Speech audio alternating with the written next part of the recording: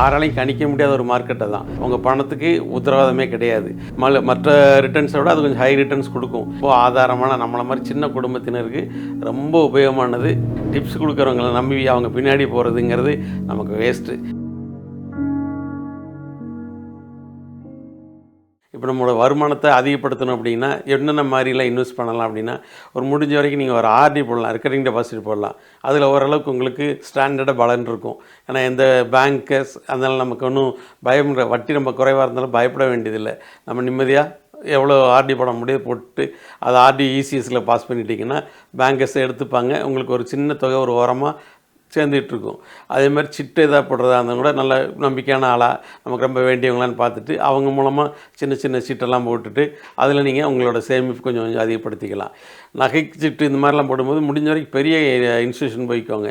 உதாரணமாக தனிஷ்க்கு இந்த மாதிரி இடங்கள்லாம் போட்டிங்கன்னா அவங்களாம் பெரிய கார்ப்பரேட் கம்பெனி. நம்ம பணத்துக்கு இந்த இடத்துல சேதாரம் வராது.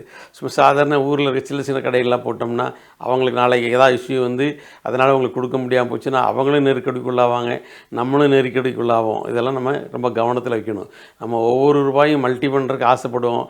எந்த வழியில் போனால் மல்டி ஆகும் அப்படிங்கிறத நம்ம நினச்சிக்கணும். எந்த எடுத்த உடனே ஒரு ரூபா போட்டால் இன்னொரு ரூபா உடனே எடுத்துடலாம் அப்படிங்கிற மாதிரி இன்றைக்கி எந்த தொழிலுமே கிடையாது. ஷேர் மார்க்கெட் எடுத்துக்கிட்டிங்கன்னா ஷேர் மார்க்கெட் அதை யாராலையும் கணிக்க முடியாத ஒரு மார்க்கெட்டை தான். ஷேர் மார்க்கெட்டில் வந்து நீங்கள் இப்போ இன்வெஸ்ட்மெண்ட்டாக மட்டும்தான் பண்ணணும், ட்ரேடாக பண்ணக்கூடாது. இன்ட்ராடேங்க மாதிரி ட்ரேட் பண்ணிங்கன்னா உங்கள் பணத்துக்கு உத்தரவாதமே கிடையாது. இது நீங்கள் ஒரு கம்பெனியில் நல்ல ஒரு பெரிய கம்பெனியில் நீங்கள் ஒரு டிமெட் அக்கௌண்ட் ஓப்பன் பண்ணி அதில் நீங்கள் 2 ஷேர் 3 ஷேர் பர்ச்சேஸ் பண்ணிக்கோங்க. எல்லாமே கேஷ் பர்ச்சேஸை பண்ணி நீங்கள் ஸ்டாக் வச்சுட்டே வாங்க. அது உங்களுக்கு நல்ல ஓரளவு மற்ற ரிட்டர்ன்ஸை விட அது கொஞ்சம் ஹை ரிட்டர்ன்ஸ் கொடுக்கும். நீங்கள் நம்பிக்கை வெயிட் பண்ணிகிட்டு இருக்கலாம். அதுமாதிரி விற்கிறது ரொம்ப ஈஸி. நம்ம சனி ஞாயிறு தவிர மற்ற மார்க்கெட் என்ன நேரம்லாம் இருக்கோ அந்த நேரத்தில் நீங்களே சேல் பண்ணிக்கலாம். கொஞ்சம் கொஞ்சம் தெரிஞ்சு வச்சுக்கோங்க. இன்ட்ராடே மட்டும் பண்ண வேண்டாம். இன்ட்ராடே ஆப்ஷன்ஸ் இதெல்லாம் பார்த்தீங்கன்னா அது தொழில் ரீதியாக முறைப்படி தொழில் செய்கிறவங்க நிறைய பேர் இருக்காங்க. அவங்க அதை பண்ணிகிட்டு இருக்கட்டும். நம்மளை மாதிரி குடும்பத்தில் இருந்துட்டு சேமிக்கிறது அப்படின்னா சிறு சேமிப்பு, ஆர்டி இந்த மாதிரி போய்க்கலாம், சிட்டு இந்த மாதிரி போய்க்கலாம். அதுக்கு அடுத்து ஷேர் மார்க்கெட்டுங்கிற ஒரு மிகப்பெரிய கடல் அது வத்தாத கடல். அதில் நீங்கள் உங்கள் மார்க்கெட்டில் ஃபண்டை வந்து நீங்கள் கேஷ்க்கு இன்வெஸ்ட் பண்ணி ஷேரை பர்ச்சேஸ் பண்ணி நீங்கள் வச்சுக்கணும். அது உங்களுக்கு எப்போ தேவையோ அப்போ தான் நம்ம பார்த்துக்கணும். சும்மா மார்க்கெட் ஏற்ற இறக்கங்கள் நீங்கள் கவனிக்க வேண்டிய அவசியமே கிடையாது. எல்லா கம்பெனிகளும் ப்ளூ ஷிப் கம்பெனிகளாக இருக்குது. 40 கம்பெனி ஸ்டாண்டர்ட் கம்பெனிஸ் இருக்குது. அந்த மாதிரி கம்பெனிகளை நீங்கள் ஷேர்ஸ் வாங்கிட்டு அப்படியே அமைதியாக வெயிட் பண்ணிட்டு இருந்தீங்களா.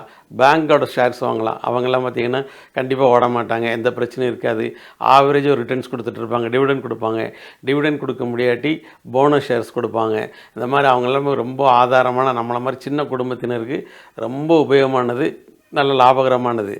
இன்ட்ராடே போகிறதுலாம் அது தொழில் ரீதியாக இருப்பாங்க. இதிலே ஒரு சில டிப்ஸ் தரேன்னு சொல்லிட்டு அப்பப்போ உங்களை கூப்பிட்டு தொந்தரவு பண்ணுவாங்க. டிமெட் அக்கௌண்ட் ஓப்பன் பண்ண உடனே உங்களுக்கு ஓப்பன் ஆயிடுச்சுல தெரியுமோ தெரியாதோ வெளியே இருந்து டிப்ஸ் கொடுக்குறவங்களுக்கு உங்கள் நம்பர் எப்படி போகணும்னு தெரியாது, போயிடும். அவங்க தினமும் காலையில் ஒரு முறை கூப்பிடுவாங்க, நீங்கள் மார்க்கெட்டில் பண்ணுறீங்க, நாங்கள் உங்களுக்கு டிப்ஸ் கொடுக்குறோம் அப்படிம்பாங்க. டிப்ஸ் கொடுக்கல பெரிய விஷயம்லாம் ஒன்றும் கிடையாது. டிப்ஸ் யாராலையும் கொடுக்க முடியாது, அதுதான் பெரிய விஷயம். கடவுளே வந்து டிப்ஸ் கொடுத்தாலும் மார்க்கெட்டை வந்து ப்ரெடிக்ட் பண்ணுறதுக்கு இன்றைக்கி வரைக்கும் உலகத்தில் ஜாம்பவனே கிடையாது. எத்தனை வருஷம் சர்வீஸில் இருந்தாலும் சரி, அதுக்கு ஒரு முடிவில்லாமல் மார்க்கெட். நம்ம எதாவது அவசரப்பட்டோம்னா ஷேர் மார்க்கெட் எப்போவுமே நிரந்தரமாக கடல் மாதிரி இருக்கும். ஷேர் மார்க்கெட்டில் போனவங்க தான் இருக்க மாட்டாங்க. அதுதான் எங்களுக்கு பிரச்சனையே. அதில் டிப்ஸ் கொடுக்குறோன்னு சொல்லிட்டு நம்பிட்டு யாராவது கூப்பிட்டு பேசி அதை பண்ணலாம் இதை பண்ணலாம் அப்படின்னு சொல்லிட்டு மிகப்பெரிய கடினமான ஒரு முயற்சியை எடுக்க வேண்டாம். ஒரு சிலரில் லாஸ் ஆகி இப்போ தொழிலதிபர்களே பார்த்திங்கன்னா சின்ன சின்ன வியாபாரம் பண்ணிகிட்டு இருப்பாங்க.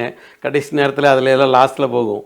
உடனே இருக்கிற பணத்தை கொண்டு போய் ஷேர் மார்க்கெட்டில் போய் பணத்தை மீட்டு நம்மளோட நிர்வாகத்தை சரி பண்ணி நிலையாக நிறுத்திடலான்னு நினைப்பாங்க. அதெல்லாம் தப்பு, அதில் பண்ணவே முடியாது. ஏன்னு கேட்டிங்கன்னா டிப்ஸ் கொடுக்குறவங்களால இந்த பக்கம் 50 பேருக்கு இதை வாங்குங்கம்மாங்க, அதை இன்னொரு 50 பேருக்கு செல் பண்ணிடுங்கம்மா, பை பண்ணுங்கள் செல் பண்ணுங்கன்னு மாற்றி மாற்றி சொல்லிடுவாங்க. அவங்க பிழப்பு ஓடிக்கிட்டே இருக்கும், ஆனால் நம்ம பிழப்படுத்துருவோம். அதுதான் நிஜமான உண்மை. டிப்ஸ் கொடுக்குறவங்களை நம்பி அவங்க பின்னாடி போகிறதுங்கிறது நமக்கு வேஸ்ட்டு. நம்மளை மாதிரி சாதாரண குடும்பத்தினர் ஷேர் வாங்கி வைங்க. 1 2 3 10 100 அப்படி இத்தனை ஆயிரத்துக்கு வாங்கணும், இத்தனை லட்சத்துக்கு வாங்கணும் கணக்கே கிடையாது. உங்கள் கனரா பேங்க் நீங்கள் 150 250 ரூபா இருக்குன்னா உங்கள் கையில் 360 ரூபா இருந்துச்சுன்னா 2 ஷேர் வாங்கி வைங்க. அது பாட்டில் இருக்கும், மேலே போகணும். அப்படி போக டிவிடெண்ட் உங்களுக்கு கண்டிப்பாக மார்ச் மாதத்தில் உள்ள டிவிடெண்ட் வந்துடும். அப்போ நீங்கள் போட்ட காசுக்கு திருப்தியாக ஒரு போனஸ் மாதிரி ஒரு அமௌண்ட் வந்துட்டுருக்கும். அது உங்களுக்கு திருப்திகரமாக இருக்கும்.